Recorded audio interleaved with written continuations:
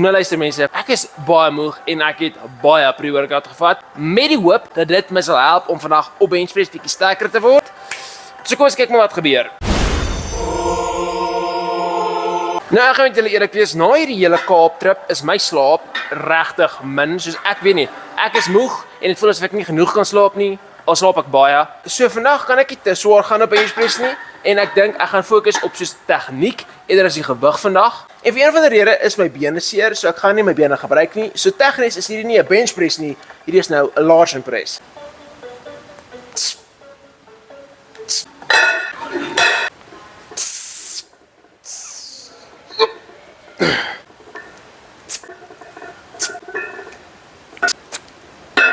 Nou natuurlik as ek wil beter word met benchpress en sterker word, spesifiek op dit gaan ek dit meer gereeld moet doen. Om sterker te probeer word op benchpress gaan 'n bietjie ander tipe program vat, maar ek dink oor die algemeen sal ek nog steeds regkom daarmee.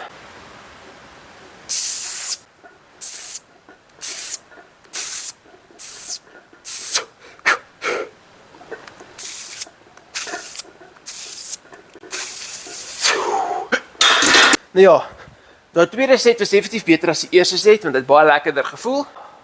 Lekker dag mense.